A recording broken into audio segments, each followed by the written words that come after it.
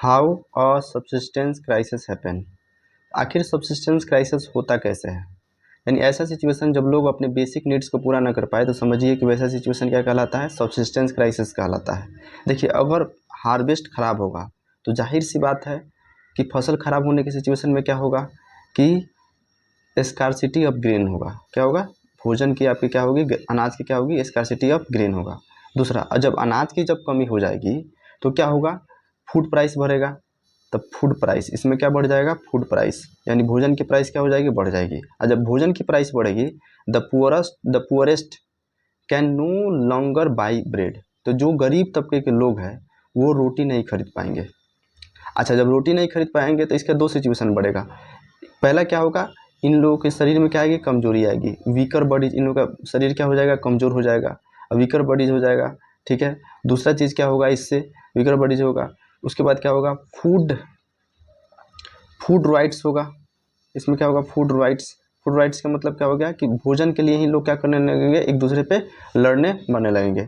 तो देखिए, दोनों सिचुएशन में क्या होगा, अगर शरीर में कमजोरी होगी तो कई तरह का बीमारी होगा, डिजीज एपिडेमिक, कई तरह का बीमारी होगा। और डिजीज एपिडेमिक आएगा तो क्या होगा, लोगों की मरने की संख्या बढ़ेगी, यानी नंबर ऑफ डेथ्स पीपल क्या होगा, बढ़ने लगेगा, यानी लोगों की मरने की संख्या क्या होगी, बढ़ने लगेगी। ठीक है। अगर फूड राइट्स होगा तब भी लोग क्या होंगे, मरेंगे। तो ऐसा जो सिचुएशन होता है इसी को हम सबसिस्टेंस क्राइसिस कहते हैं। ठीक है।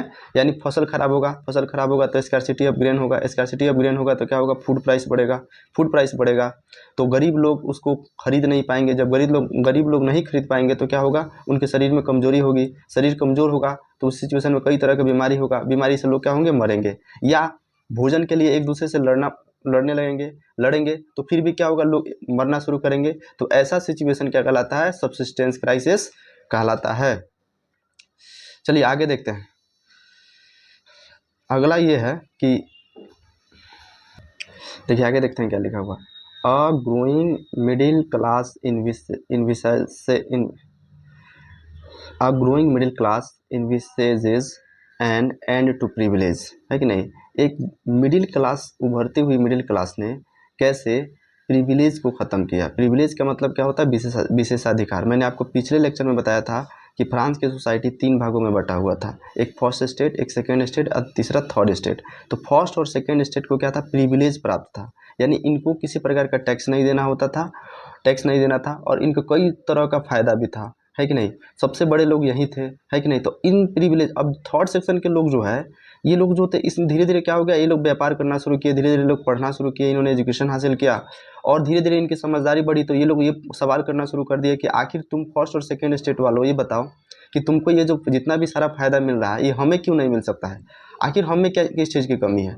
तो यही हमारा जो टॉपिक है, a growing middle class envisages an end to privilege. आखिर एक बढ़ते हुई मिडिल क्लास ने, है कि नहीं, कैसे इस विशेषाधिकार को क्या किया, खत्म किया। चलिए, in the past peasants and workers had participated in revolts against increasing tax and food scarcity। यानी पिछले समय में, यानी पास्ट के समय में जो किसान और वर्कर्स जो थे वो भाग लिए थे। पार्टिसिपेट का मतलब क्या होता है, भाग लिए थे, किस चीज़ में, रिवोल्ट्स। ठीक है। रिवोल्ट्स का मतलब क्या होता है, एक तरह से कह सकते हैं रिवोल्ट का मतलब क्या होता है, क्रांति कह सकते हैं। और ये क्रांति किस चीज़ को लेकर हो रही थी, बढ़ते हुए टैक्स और बढ़ते हुए भोजन की स्कार्सिटी को लेकर फ्रांस में क्रांति हो रही थी कि हाँ भाई, जो टैक्स तुम बढ़ा रहे हो और ये जो फूड की जो स्कार्सिटी हो रही है, ठीक है, एक तो तुमको खाने के लिए पैसा नहीं है, खुद का पेट भरने के लिए पैसा नहीं है और ऊपर से तुम अमेरिका की मदद कर रहे हो। तो ये सब लोग क्या करने लगे थे, सवाल करना शुरू कर दिए थे, है कि नहीं, और ये रिवोल्ट में भाग लेना शुरू कर दिए थे। But they lacked the means and programmes to carry out full scale measures that would bring about a change in the social and economic order।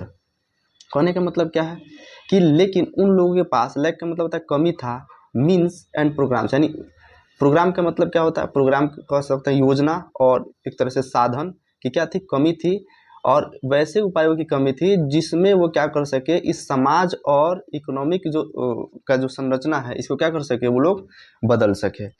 ये सब चीज़ करने के लिए, अब कोई भी आंदोलन कर रहे हैं, चाहे कोई भी विद्रोह कर रहे हैं, तो उसमें जाहिर सी बात है कि आपको पैसा की ज़रूरत पड़ेगा। तो वो इन लोगों के पास तो साधन तो था ही नहीं, गरीब तबके थे, तबके के लोग थे, इन्हीं लोगों को टैक्स देना होता था, कई तरह का इनके ऊपर अपना पारिवारिक बोझ भी था। This was left to those groups within the third state who had become prosperous and had access to education and new ideas।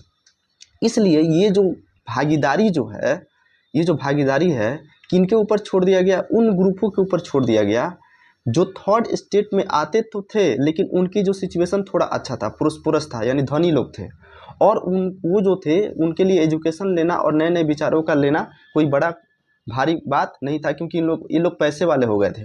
Third state में भी कई तरह के लोग थे। थर्ड स्टेट में सबसे ज़्यादा लोग क्या थे, पुअर सेक्शन के लोग थे।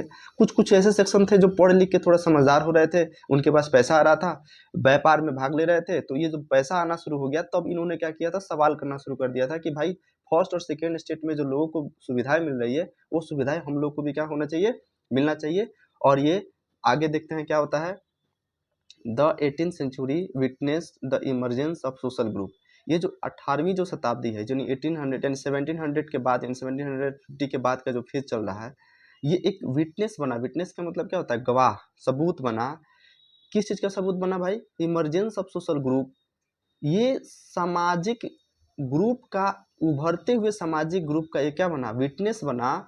और इनको हमने क्या कहा, मिडिल क्लास कहा गया। अभी तक आपको मिडिल क्लास वर्ड सुनने को नहीं मिला है, आप अभी देख रहे हैं कि मिडिल क्लास वर्ड यहाँ पे मिला है। मिडिल क्लास कौन थे, जो थर्ड स्टेट के वैसे लोग जो पढ़ लिख के क्या हो रहे थे, एजुकेशन लेकर, पैसा लेकर क्या हो रहे थे, प्रोस्परस हो रहे थे। ऐसे क्लास को क्या किया, ऐसे सामाजिक ग्रुप को क्या कहा गया, थर्ड मिडिल क्लास कहा गया। और ये कब देखने को मिलता है, 1750 के बाद ही धीरे धीरे देखने को ऐसा मिलता है। ठीक है।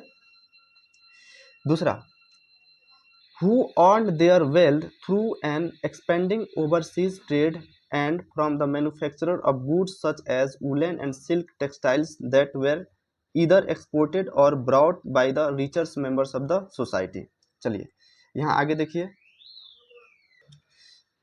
यहाँ मैंने बताया कि who earned their wealth, वे लोग जो अपना कमाई जो है, सेकेंड थोड़ा सा मुझे इसको यहाँ पे देखिए, who earn their wealth through an expanding overseas। ये लोग जो अपना पैसे की कमाई कहाँ से कर रहे थे, संपत्ति कहाँ से कमा रहे थे, ओवरसीज बिजनेस से। ओवरसीज बिजनेस क्या होता है, समुद्र के माध्यम से जो बिजनेस होता है, शिप के माध्यम से, उसी को कहा जाता है ओवरसीज ट्रेड कहा जाता है।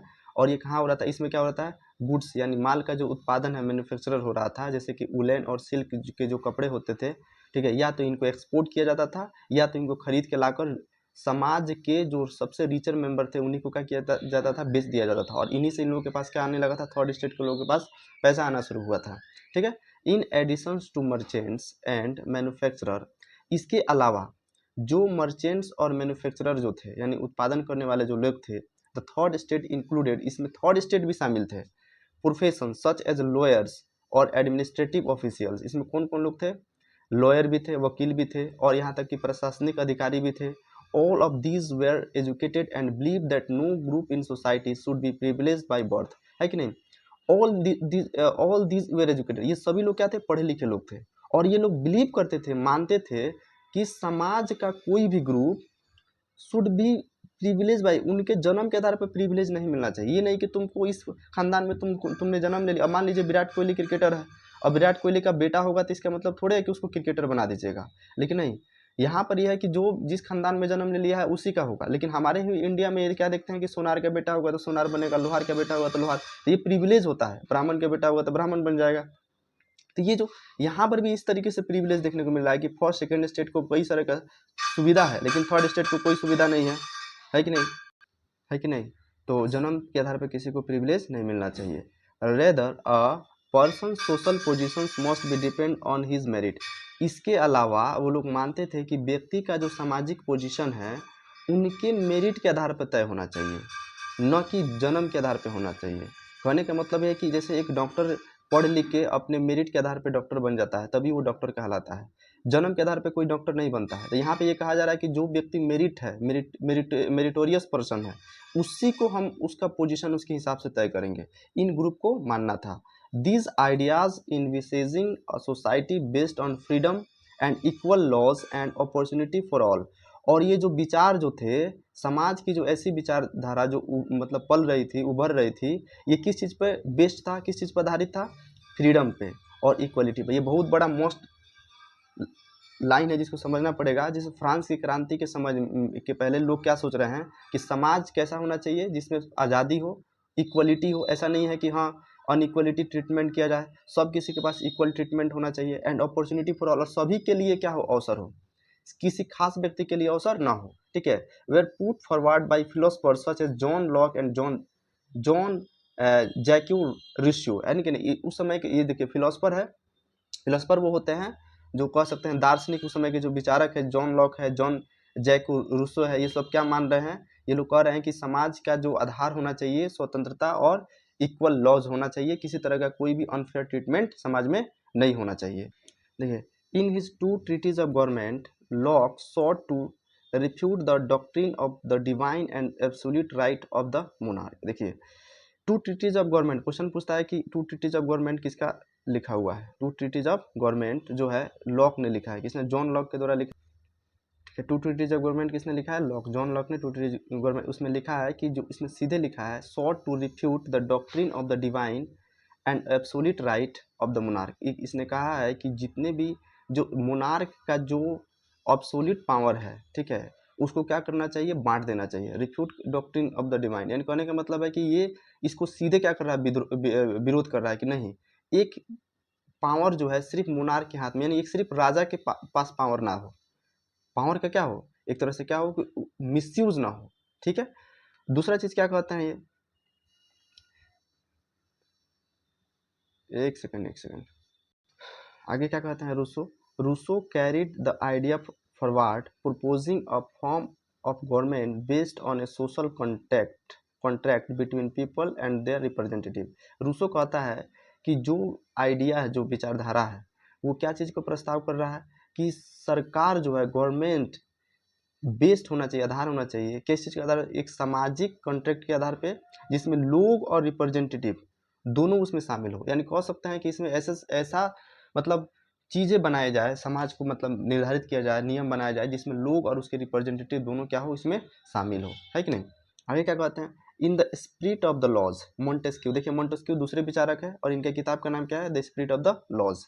Propose a division of power, ये क्या कहते हैं कि पावर का सीधे डिवीजन होना चाहिए। डिवीजन का मतलब ये होता है किसी एक व्यक्ति के पास पूरा पावर ना हो, with in the government, between the legislative, executive और जुडिशियरी। कहने का मतलब है कि पावर का डिस्ट्रीब्यूशन किसके किसके बीच में होना चाहिए। जैसे लेजिस्लेटिव का डिपार्टमेंट अलग हो गया, एग्जीक्यूटिव अलग हो गया, जुडिशियरी जो न्याय करता है, एग्जीक्यूटिव क्या होता है, कार्यपालिका होता है, लेजिस्लेटिव जो नियम बनाएगा, इस सब का क्या होना चाहिए, अलग अलग सेक्शन होना चाहिए।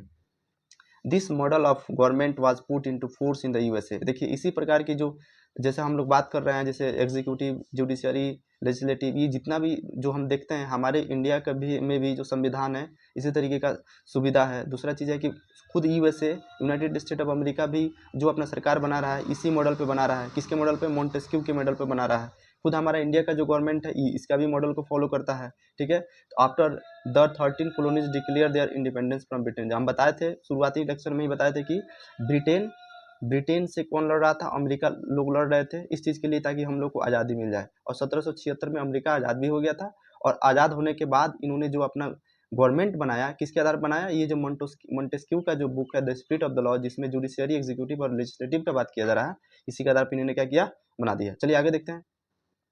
The American Constitution and its guarantee of individual rights was an important example of political thinkers in France। देखिए, कह रहा है कि जो अमेरिका का जो कॉन्स्टिट्यूशन है, संविधान है, और ये जो इंडिविजुअल राइट्स की बात कर रहा है, जैसे एक व्यक्ति का जो अधिकार होना चाहिए, जो इसका गारंटी जो देता है, वाज एन इम्पोर्टेंट एग्जाम्पल। ये जो था फ्रांस के जो सामाजिक जो विचारक जो थे, इनके लिए एक बहुत बड़ा एग्जाम्पल बन गया।